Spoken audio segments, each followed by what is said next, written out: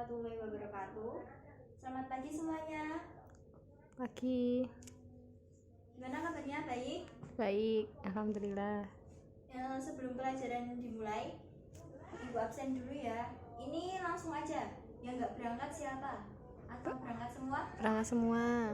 Alhamdulillah pada diberi kesehatan. Terus Ibu di sini kemarin udah dijelaskan beberapa materi yang kalian tentunya udah paham. Kali ini Ibu akan menjelaskan sedikit tentang materi kejujuran dalam agama ya. Sebelum pelajaran dimulai, mari kita baca basmalah terlebih dahulu. Bismillahirrahmanirrahim. Baiklah, Ibu akan menjelaskan sedikit materi ya tentang kejujuran yang kali ini kita akan bahas. Di sini Ibu memiliki beberapa ringkasan materi yang di sini udah bersifat kayak bagan ya. Nanti kalian tinggal tulis di buku tulis. Tapi di sini kalian mendengarkan penjelasannya terlebih dahulu agar sampean lebih paham ya. Di sini menurut bahasa ada yang tahu jujur itu menurut bahasa apa? Ini udah ada loh. Ada yang mau menjelaskan? Baiklah, kalau nggak ada biar Ibu yang menjelaskan saja. Di sini menurut bahasa jujur itu secara bahasa Arab yaitu asadiku atau asidik. Itu yang termasuk dalam sifat-sifat wajib Rasul yang udah kalian ketahui dan udah ada lagunya. Dari yang tahu lagu dari sifat-sifat wajib Rasul? Baiklah, kalau nggak ada yang tahu, paling kalian tahu tapi cuma malu-malu, bisa jadi itu. Nah, di sini sifat wajib Rasul itu yang pertama amanah, yang berarti dapat dipercaya. Terus ada fatonah, cerdas, pandai, ada tablik, menyampaikan, dan ada asidik ini yang artinya jujur atau benar. Nah, jadi di sini arti kata jujur itu merupakan kesamaan antara perkataan ataupun perbuatan dengan realita yang ada ya. Terus kejujuran ini merupakan sifat terpuji yang sudah dimiliki Rasulullah SAW. Yang contohnya itu seperti saat beliau berdagang miliknya Khadijah, istri beliau. Makanya dalam perdagangan itu beliau bisa dijuluki asidik atau jujur karena beliau itu jujur dalam perbuatan. Yang termasuk itu adalah macam-macam jujur yang nanti akan Ibu sampaikan. Terus yang kedua, dalil kejujuran. Adakah yang sudah tahu dalil kejujuran itu apa? Suratnya aja ada Al-Maidah sama At-Taubah. Yang bisa membacakan ada? Saya. Silakan Mbak dibacakan. A'udzu billahi minasyaitonir rajim. Bismillahirrahmanirrahim. Ya ayyuhalladzina amanu kunu qawwamina lillahi syuhada'a bil qist wa la yajrimannakum syana'anu qaumin 'ala alla ta'dilu i'dilu huwa aqrabu littaqwa wattaqullah innallaha khabirum bima ta'malun. Shadaqallahul adzim. Boleh sekalian artinya Mbak? Artinya nggak tahu Bu, soalnya nggak ada. Oh, buku LKS nggak ada ya? Baik, di sini Bu akan menyampaikan arti dari Quran surat Al-Maidah ayat 8 yang memiliki arti, wahai orang-orang yang beriman, jadikanlah kamu sebagai penegak keadilan karena Allah ketika menjadi saksi dengan adil, dan janganlah kebencianmu terhadap suatu kaum mendorong kamu untuk berlaku tidak adil. Berlaku adillah, karena adil itu lebih dekat kepada takwa, dan bertakwalah kepada Allah. Sungguh Allah meneliti terhadap apa yang kamu kerjakan. Di sini ayat ini ya, itu memerintahkan kepada setiap orang muslim agar melaksanakan amal kebaikan, yaitu termasuk dalam sifat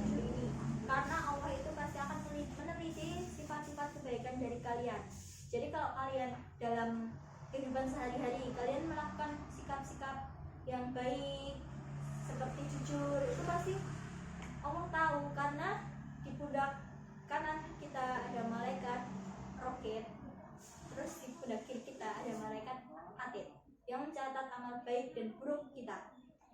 Jadi kita jangan sampai ya melakukan perilaku yang tidak terpuji, karena ingat kita selalu diawasi Allah oleh Allah Subhanahu wa taala.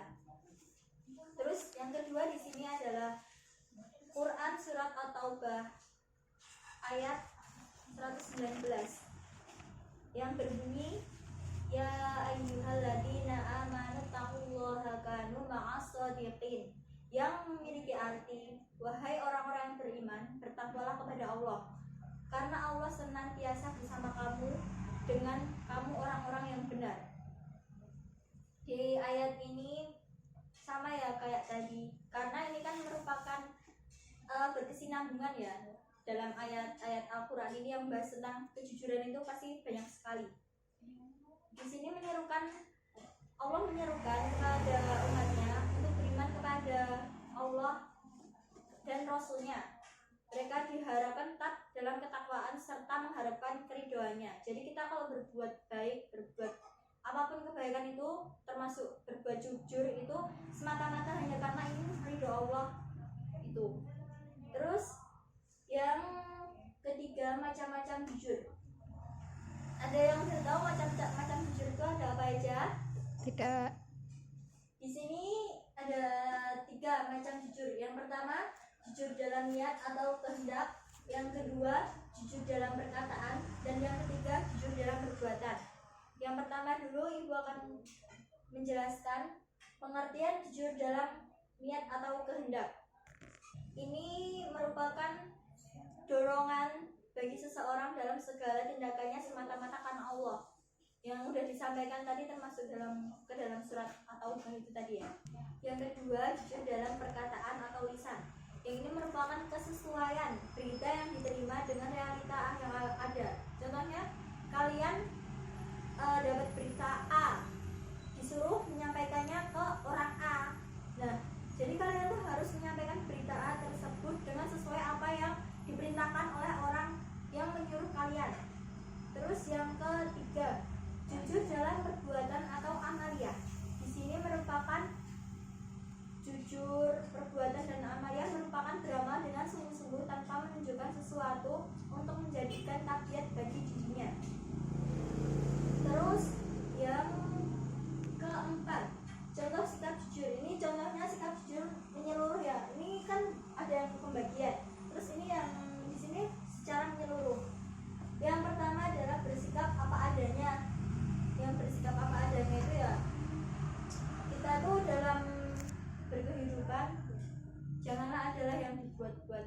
Kita berkehidupan sesuai mengalir dengan jalan kita masing-masing, dan kita tidak boleh membolak-balikkan kebenaran yang ada. Yang kedua, tidak berkata bohong. Siapa yang di sini pernah berkata bohong? Nanti dapat nilai plus deh. Tapi nanti langsung kalian bikin itu ya, catatan ya, contoh hal yang pernah kalian lakukan dalam sifat jujur ini, dalam kebohongan. Nanti ditulis di kertas, sobekan, terus nanti dikumpulkan. Gak usah pakai nama, gak apa-apa. Nanti kalau kalian semuanya mengumpul, otomatis kan kalian kan melakukan kejujuran. Nanti saya kasih nilai plus-plusnya semuanya, satu kelas, biar adil. Malu Bu. Gak apa-apa, nanti dicoba dulu. Kan gak ada namanya, kan gak tahu ya kalau gak ada namanya. Ini yang melakukan ini siapa, kan gak ada yang tahu. Terus yang tahu cuma ibu aja. Terus yang ketiga, dapat mengemban kepercayaan orang lain. Jadi kita harus melakukan sikap jujur itu untuk dapat mengemban kepercayaan orang lain. Di sini kita jadinya itu mendapat kepercayaan lah orang lain untuk kita. Contohnya seperti Nabi Muhammad SAW itu sudah dijuluki sebagai asidik atau orang-orang jujur oleh orang-orang masyarakat di sekitarnya, karena dia telah mengemban kepercayaan orang-orang. Jadi orang-orang tuh udah menaruh kepercayaan gitu loh kepada Nabi Muhammad SAW. Terus yang terakhir, hikmah dari sikap jujur. Jadi kita tuh kalau memikirkan hikmah dalam sikap jujur ini, nggak cuma mendapat ridho dari Allah aja. Contohnya kalau yang duniawi, kita bisa menjadikan sikap jujur ini untuk menjadikan kita lebih banyak teman, lebih banyak saudara, terus dapat dipercaya oleh orang lain. Pastinya kita tuh mendapat ketenangan dan mendapat ketentraman dalam berkehidupan. Baiklah, seperti itu yang bisa Ibu jelaskan. Kalau ada pertanyaan yang mau disampaikan atau ada yang mau menambahkan, boleh. Ada yang bertanya dulu? Saya bertanya, Bu. Ya, silahkan Mbak. Contoh jujur dalam niat atau kehendak itu apa ya? Jujur dalam kehendak ini contohnya ya, ada teman kalian kehilangan ballpoint, terus kalian tuh menemukannya beberapa jam yang lalu gitu ya, terus kalian pakai. Nah, terus teman kalian ada yang tanya, aduh, ada yang tahu ballpoint yang kayak gini enggak, merek standar atau apalah yang modelnya kayak gini dijelaskan. Terus kalian berpikiran, oh iya tadi kan aku nemuin ballpoint, jadi punya dia dong. Nah, dengan itu kalian harus mengembalikan ballpoint itu dengan kehendak kalian, perbuatan baik kalian. Karena apa? Semata-mata ingin dapat ridho dari Allah. Adakah yang ingin bertanya lagi? Bu, saya mau bertanya. Ya, silakan Mbak. Misalnya kalau ada teman minta diconteki, kan kita sudah selesai ngerjakan tugasnya. Ya. Terus kita kalau jujur berarti kita harus nyontek teman kita itu dong. Jadi gini ya Mbak, kita itu teman kita minta kita untuk menconteki, terus kita ngakunya, aduh aku belum ngerjain ini, padahal kita udah ya. Kalau kayak gitu, kalau mau cari amannya, kalau kalian takut, kita kan nggak tahu ya itu amal perbuatan kita tuh akan dicatat baik atau tidaknya, itu tergantung Allah yang menentukan. Kalau kita udah merasa kita kayaknya udah melakukan hal benar, tapi kalau kita nggak tahu itu ternyata salah, kita kan nggak tahu, kita nggak bisa menilai diri kita masing-masing. Nah, terus di sini kita kalau cari amannya aja, kita bilang sama teman kita, aku udah selesai ngerjain. Tapi ingatkan apa yang dikatakan ibu guru, kalau kita harus menerapkan sikap asidik, jujur dalam perbuatan. Contohnya yang ini, macam-macam jujur ya, dalam perkataan atau perbuatan. Dalam perbuatan. Nah, kita harus bisa menjelaskan ke teman kita kayak gitu. Nah, terus kalau kita udah jelasin kayak gitu, terus teman kita agak marah atau gimana sama kita, ya udah itu urusan mereka. Yang penting kita udah mengingatkan satu sama lain untuk berbuat kebaikan. Itu kita udah nerapin gitu loh, sikap jujur yang tertanam pada diri kita. Seperti itu yang Ibu dapat Ibu sampaikan. Adakah pertanyaan yang lain untuk ditanyakan atau ada yang menambahi? Sudah jelas Bu, tidak ada. Baiklah, kalau seperti itu nanti ingat ya pesan Ibu tadi, kalian tulis di kertas sobekan, di situ kalian tulis beberapa sikap yang pernah kalian lakukan. Kalian dikasih uang untuk membayar buku kalian kelebihan ya, contohnya walaupun kalian sudah bilang, Bu, bayar ini harganya segini 85, terus kalian dikasihnya 90.000, kan masih 5.000. Nah, itu kalian kalau pulang juga harus bilang, Bu, ini sisa 5.000. Jangan langsung dibuat di sekolah, wah masih 5.000 buat jajan, bisa dapat soto nih. Boleh kayak gitu, itu kan masih milik haknya ibu kalian. Itu ya. Terus kalian harus itu tadi mencatat beberapa poin-poin yang pernah kalian lakukan.